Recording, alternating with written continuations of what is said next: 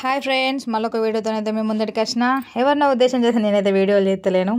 ఎవరినో ఉద్దేశించి చేయాల్సిన అవసరం కూడా నాకు లేదు. ఎందుకంటే నా పని నాకే సరిపోతలేదు. ఇంకొకరి గురించి ఆలోచించాల్సిన అవసరం కూడా నాకు లేదు. బయట సమాజంలో మనుషులు ఇట్లా ఉన్నారని చెప్తాను. ఎందుకంటే అబ్బరప్పులు అంటే జబ్బడితో కంటోళ్ళు చాలామంది ఉన్నారు.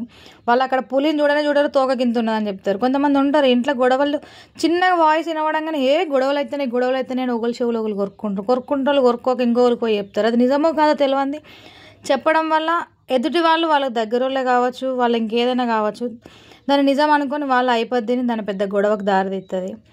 ఉట్టికెగరలేనమ్మ నెంగికి ఎగిరినట్టు వచ్చి ఇక్కడ రాధాంతాలు చేసుకుంటూ ఉంటారు. ఇలాంటి వాళ్ళు చాలామంది ఉంటారు. ఎక్కడ కాదు ఎక్కడైనా ఉంటారు.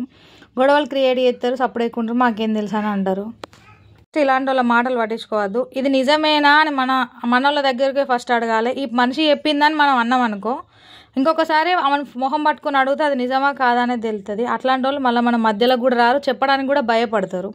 ఇట్లా అన్నది అని అనగానే మనం లోపల ఏదో పెట్టుకొని ఉండే కన్నా ఇట్లా అన్నవారా అనే ముందుగా అడిగినాం అనుకో, మనస్పార్థాలు అనేటివే ఉండయి. ఎవరికమైనా ఫస్ట్ ఏం చేయాలంటే మనోళ్ళ దగ్గరికి ఇట్లా అన్నవా అని అడగాలి. ఇట్లా చెప్పింది అని చెప్పాలి. ఎందుకంటే ఇంకొకసారి మన మధ్యలోకి ఆ పర్సన్ రాదు.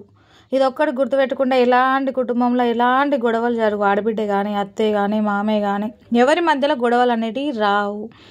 ఏదైనా సరే మన దాంట్లో మనమే చూసుకోవాలి. పక్కనోని ఇరికిచ్చినాం అనుకో, ఖచ్చితంగా వాడు మన సంసారాన్ని ముంచే బయటికి వస్తాడు.